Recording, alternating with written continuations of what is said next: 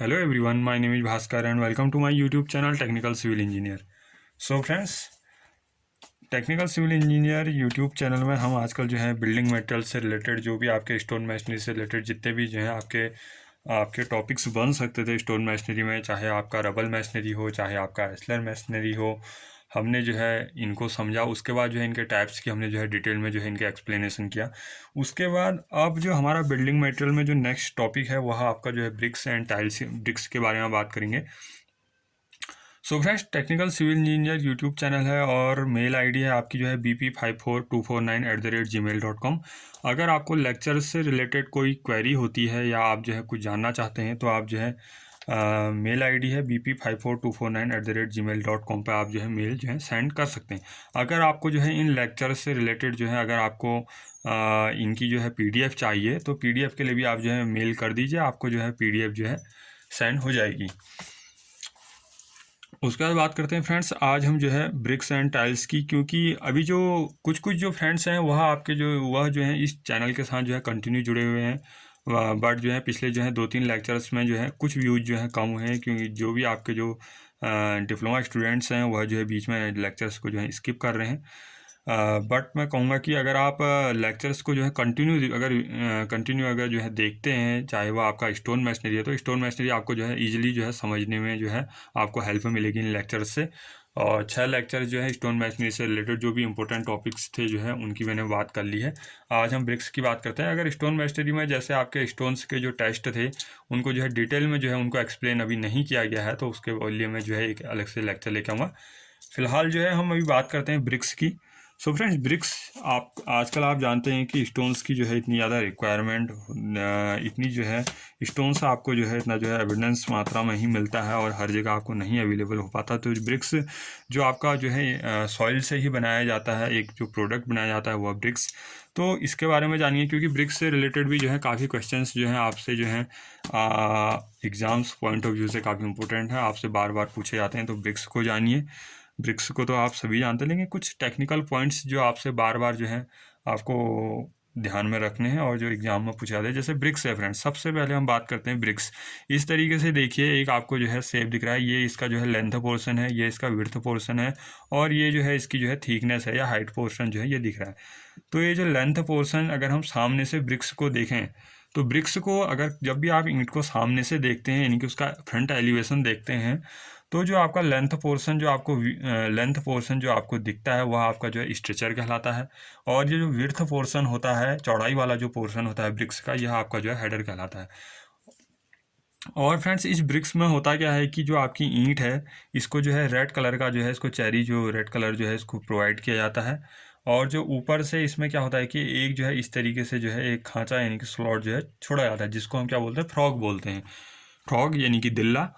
तो इस ब्रिक्स में इसको छोड़ने का मेन मकसद क्या है कि इसमें एक तो सबसे पहला क्या है कि आपका जो ब्रिक्स को जब आप मैशनरी करेंगे, जब आप इसको कोर्सेज में प्रोवाइड करेंगे, रद्दों में जब आप लगाते हैं ईंट को, तो इसमें आप जब मोर्टार लगाते हैं उसके बाद जो है ब्रिक्स को रखते हैं तो दोनों के बीच में जो है एक जो है परफेक्टली एक जो है बॉन्ड बन जाता है। इसलिए जो है इस तरीके से ब्रिक्स को या जो दिल्ला है इसको छोड़ा जाता है। दूसरा इसका जो मेन रीज़न है, दूसरा भी जो इसका रीज़न है, मेन रीज़न तो आपका यही है बॉन्ड के लिए। दूसरा जो है इसमें आपका जो भी ब्रिक मैन्युफैक्चरर है, जो भी ईंट को बनाने का जो निर्माता कंपनी है, उसका जो है इसमें नाम जो है खुदा हुआ रहता है, उसमें जो है इस तरीके से लिख दिया जाता है। तो इसके जो है मेन क्या है कि इसके जो है दो पॉइंट हैं। सबसे पहला वही है कि जो आपका बॉन्ड बनाता है मोर्टार के साथ।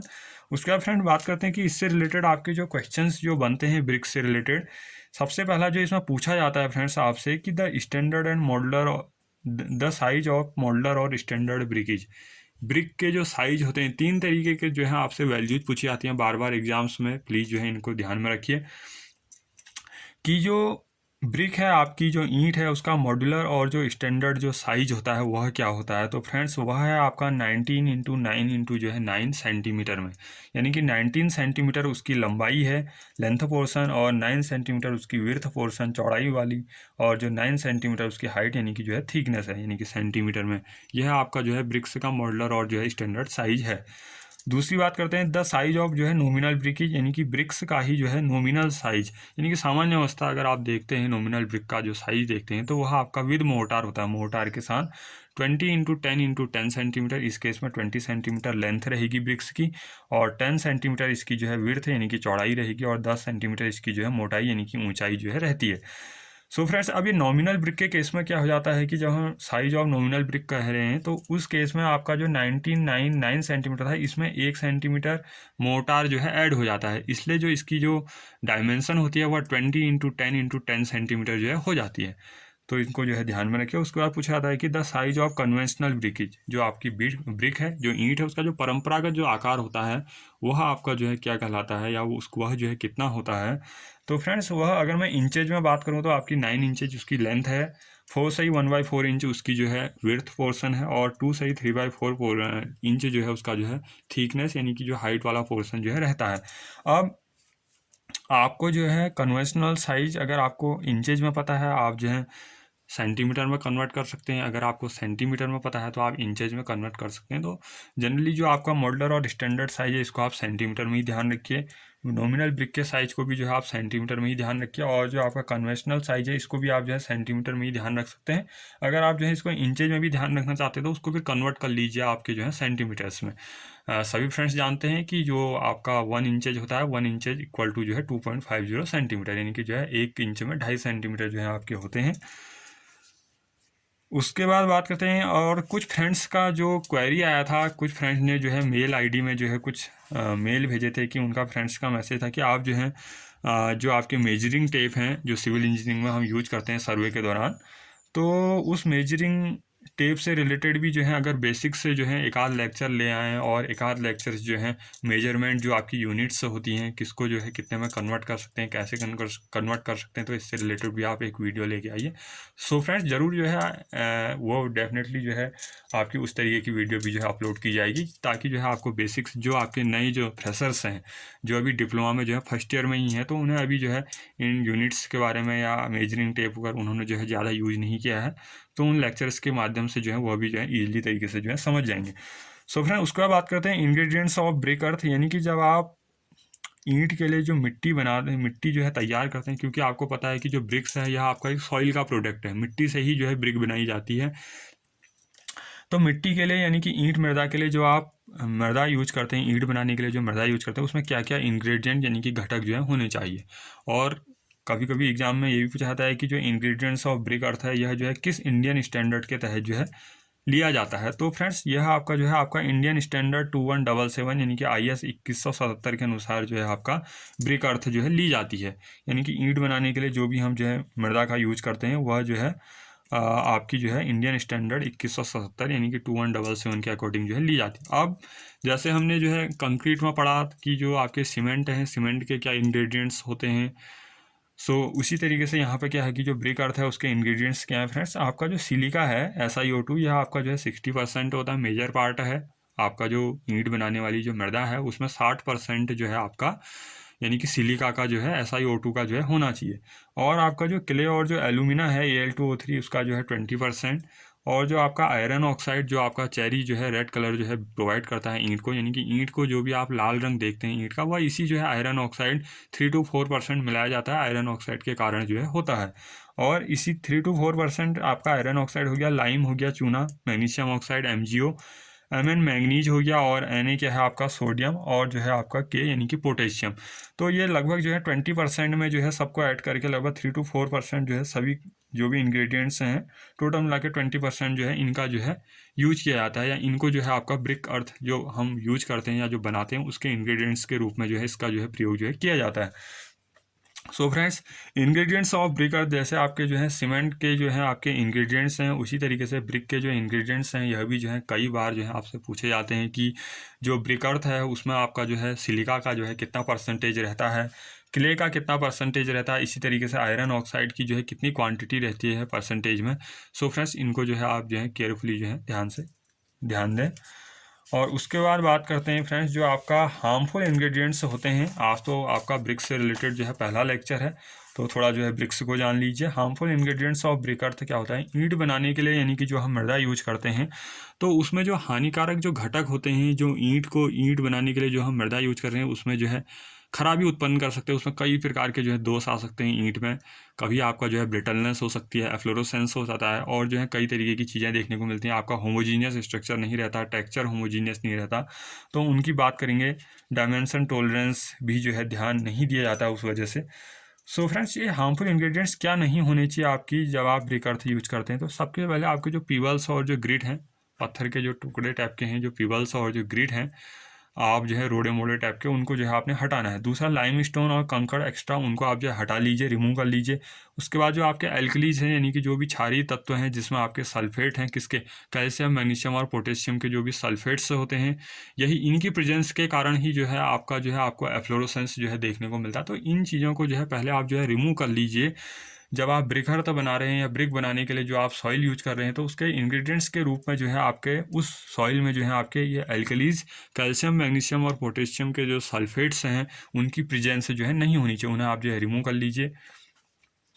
ग्रास, लीव्स एंड जो है रूट्स, जो भी आपके घास हैं, पत्ते हैं और जो भी जड़ें हैं उन्हें जो है उस मिट्टी से जो है हटा लीजिए, क्योंकि आपकी मिट्टी जो है आपको एक होमोजीनियस स्ट्रक्चर बनाना है ब्रिक्स का, ताकि उसका जो टेक्सचर है वह देखने में आपको जो है उसमें नंबर ऑफ वर्ड्स आपके जो है कम से कम रहे। अगर नंबर ऑफ वर्ड्स आपको अगर दिखते भी हैं वेरी फाइन, बहुत फाइन, अगर आपको नंबर ऑफ वर्ड्स दिखते हैं यानी कि पोरोसिटी आपको अगर देखने को मिलती है तो वह इतनी फाइन होनी चाहिए कि एक होमोजीनियस स्ट्रक्चर होना चाहिए, जिससे उसमें क्या होता है कि मेटेलिक साउंड जो है आपका जनरेट हो। अगर जो है उसमें हम हैमर के थ्रू अगर साउंड करें तो मेटेलिक साउंड भी जो है आपका आना चाहिए। सो फ्रेंड्स, अब हम ब्रिक्स मैन्युफैक्चरिंग ऑफ जो है ब्रिक्स की बात करते हैं कि जो ईंट की जो मृदा है उसकी जो है कैसे उसका जो है निर्माण किया जाता है, कहाँ निर्माण किया जाता है, किस तरीके से किया जाता है। तो these are following main steps of जो है मैन्युफैक्चर ऑफ ब्रिक्स। क्या क्या स्टेप्स जो है हम फॉलो करते हैं यानी कि ब्रिक्स का जब हम निर्माण करते हैं, ईंट बनाने, मिट्टी से जब हम ईंट बनाते हैं तो ईंट को ढालते हैं, इसमें क्या क्या चीज़ें करते हैं। सबसे पहले सिलेक्शन ऑफ साइट। सबसे पहले फ्रेंड्स क्या होता है, स्थल का चयन किया जाता है, यानी कि ब्रिक्स जो आप ब्रिक बनाना चाह रहे हैं तो वहाँ की आप कहाँ की जो है मृदा को जो है इसके लिए जो है चूज़ करेंगे, कहाँ की मृदा को जो है सिलेक्ट करेंगे। तो आपकी ऐसी मृदा होनी चाहिए जिसमें क्या हो, आपके पीबल्स ना हो, ग्रिट ना हो, लाइम स्टोन और कंकड़ ना हो, एल्कलीज की प्रेजेंस ना हो, ग्रास, लीव और रूट्स अगर नहीं हैं तो वह सॉइल आपके लिए जो है, जब आप साइट सिलेक्शन ऑफ साइट करें तो वहाँ पर ध्यान दीजिए। पहले आप जो है ऊपर के पत्थर, जो भी आपके रूट्स हैं या जो भी आपकी जो है ग्रास वगैरह जो भी आपकी जमी है उन्हें पहले आप रिमूव कर लीजिए। ऊपर से थोड़ा जो है सॉइल का जो आपका पार्ट है उसे हटा लीजिए, और जो नीचे की जो सब सॉइल होती है यानी कि मृदा की ऊपर की परत हटा के जो आपकी नीचे की सब सॉइल होता है उसे हमें यूज करना है अपनी ब्रिक्स को जो है बनाने के लिए। उसके बाद फ्रेंड्स हम नेक्स्ट स्टेप में चलते हैं कि प्रिपरेशन ऑफ ब्रिक अर्थ। ईंट बनाने के लिए जो हम मृदा प्रयोग करते हैं उसको जो है कैसे उसकी जो है तैयारी की जाए। सबसे पहले घास फूस हटा लीजिए, ऊपर की जो मृदा है अपर लेयर हटा लीजिए, नीचे की जो सब सॉइल है उसकी खुदाई कर लीजिए। उसके बाद फ्रेंड्स क्या होता है कि मोल्डिंग ऑफ ब्रिक्स। इसमें क्या होता है कि मोल्डिंग ऑफ ब्रिक्स में क्या होता है कि फ्रेंड्स जो भी आपकी ईंटें हैं, ईंटों को जो है ढाला जाता है मोल्ड में। मोल्ड क्या होते हैं फ्रेंड्स, आपके सांचे होते हैं, सांचों में जो है ईंट को ढाला जाता है। और किस तरीके के सांचे होते हैं, आपको जो है इस तरीके के सांचे जो है देखने को मिलेंगे मोल्डिंग ऑफ ब्रिक्स में। ये आपका वुडन आपका मोल्ड है, लकड़ी का सांचा बनाया गया है, और यह आपका जो है स्टील का जो है मोल्ड बनाया गया है। तो इनकी बात जो है अभी डिटेल में अभी करेंगे। उसके बाद फ्रेंड्स क्या होता है कि drying of BRICS. Drying of BRICS में क्या होता है कि जब आप ब्रिक्स को जो है मोल्ड यानी कि सांचे में ढाल लेते हैं, उसके बाद जो है उन ब्रिक्स को आप जो है किसी खुले स्थान पर जो है सूखने के लिए जो है रख देते हैं, ताकि अगर ब्रिक्स को जो भी आप मोल्ड से आप जब निकाल के जब उन्हें सुखाने रखेंगे, सुखाने के बाद जो है उन्हें फिर नेक्स्ट स्टेप आप क्या करते हैं, बर्निंग ऑफ जो है ब्रिक्स करते हैं, यानी कि ईंट को जो है पकाया जाता है। उसके बाद फ्रेंड्स क्या है कि प्रिपरेशन ऑफ ब्रिक अर्थ में क्या है फ्रेंड्स कि जो आपका सिलेक्शन ऑफ साइट तो आपका ठीक ही है, साइट का आपने सिलेक्शन कर लिया। उसके बाद जो आपका प्रिपरेशन ऑफ ब्रिक अर्थ होता है, सेकंड जो स्टेप है ईंट बनाने के लिए जो मृदा है उसको क्या क्या जो है तैयारी की जाती है। सबसे पहले डिगिंग ऑफ द अर्थ, यानी कि जो भी आप अर्थ से यानी कि पृथ्वी से या जो आपकी अर्थ सरफेस है उससे मिट्टी को आपने जो है डिगिंग टूल की सहायता से, जो भी आपकी गैंटी है उनकी सहायता से, फावड़े की सहायता से आपको मृदा को जो है खोदना है। तो मृदा को खोदने के बाद क्या करना है, नेक्स्ट स्टेप आपको करना है वेदरिंग करनी है। वेदरिंग में क्या होता है कि यह आपका जो है एक आपका जो है ऋतुकरण है, यानी कि इस केस में क्या होता है कि जब आप डिगिंग टूल्स की हेल्प से, डिगिंग टूल्स की सहायता से मृदा को जब आप खोद लेते हैं, सबसॉइल पार्ट जो है आप निकालते रहते हैं सॉइल का, तो कुछ समय उसे जो है वायुमंडल की जो आपकी एटमॉस्फेरिक जो कंडीशंस है उसमें आप जो है खुला वातावरण में जो है उसे कुछ समय जो है रोक दीजिए, कुछ समय जो है मृदा का एक जो है ढेर लगा दीजिए। तो उस मृदा को कुछ समय आप जब वातावरण के संपर्क में रखते हैं तो वह आपका जो है ऋतुकरण यानी कि वेदरिंग जो है आपका कहलाता है। उसके बाद जो थर्ड इसमें जो स्टेप आता है वह आता है आपका जो है ब्लेंडिंग। इस केस में क्या होता है कि जो भी आपकी वेदरिंग जब प्रोसेस आपकी कंप्लीट होगी, जो आप ब्रिक अर्थ तैयार कर रहे हैं, तो उस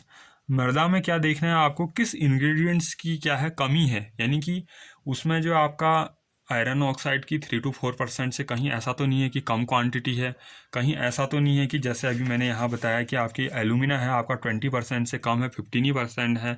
कहीं ऐसा तो नहीं है कि जो आपका सिलिका है वह आपका जो है 40 to 45% ही है। तो उससे क्या हो जाएगा कि जो आप ब्रिक अर्थ जब बनाएंगे तो उसमें जो है आपकी first class brick, second class brick जो है, फर्स्ट क्लास ब्रिक जो है नहीं बन पाएगी। आपकी जो स्ट्रेंथ मिलेगी ब्रिक्स की जो है आपको, वह जो है इंक्रीज होने के बजाय वह क्या हो जाएगी, डिक्रीज हो जाएगी। तो आपको ऐसी ब्रिक्स जो है नहीं बनानी है, इसलिए आपको जो इस इंग्रेडिएंट्स ऑफ ब्रिक अर्थ है इसका जो है खासा ध्यान रखना है।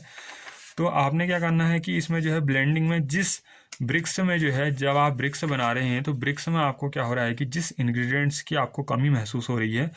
उसको क्या करना है कि उसमें जो है दूसरी मृदा को मिलाना है, जिसमें क्या हो कि वह प्रचुर मात्रा में उपलब्ध हो। तो उस मृदा को जो है इस मृदा में मिलाने की जो क्रिया होगी ब्लेंडिंग कहलाएगा। अगर आप ब्लेंडिंग प्रोसेस कर लेंगे तो उससे जो आपकी ब्रिक अर्थ है उसमें जो भी इंग्रेडिएंट्स की कमी हो रही थी वह जो है पूर्ति हो जाएगी। उसके बाद नेक्स्ट स्टेप आप क्या करेंगे फ्रेंड्स, वाटरिंग एंड जो है नीडिंग और जो है टैंपिंग। उसके बाद आपने क्या करना है, ईंट के लिए जब आपने मिट्टी का जो सम्मिश्रण कर लिया उसके बाद उसमें आपने पानी मिलाना है। पानी मिलाने के बाद आपको एक होमोजीनियस मिक्सचर मिलेगा, उसकी जो है आपने फिर नीडिंग करनी है, मिट्टी को गूंदना है। अब आप मिट्टी को जो है किसके ज़रिए जो है गूंदते हैं अभी देखेंगे। और जो आपने टैंपिंग, टैंपिंग मतलब जो है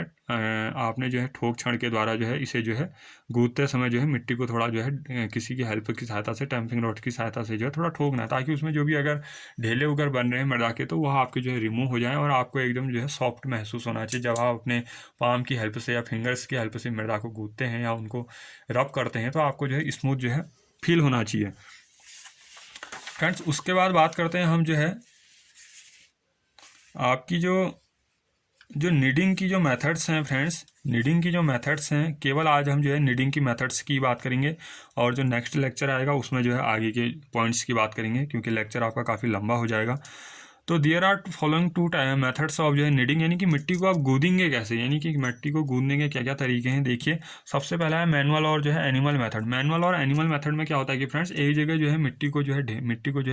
मिट्टी का ढेर लगा लिया जाता है, उसमें जो है पानी मिलाया जाता है। पानी मिलाने के बाद एक होमोजीनियस मिक्सचर मिल जाता है। अब क्या होता है कि एनिमल मेथड में क्या होता है कि जैसे आपने गाँव घरों में देखा होगा कि किसी जो है एक जो है सेंटर पॉइंट के चारों ओर जो है बैल जो है रोटेट कराते हैं, तो वही तरीका है आपका। इसमें भी जो है बैलों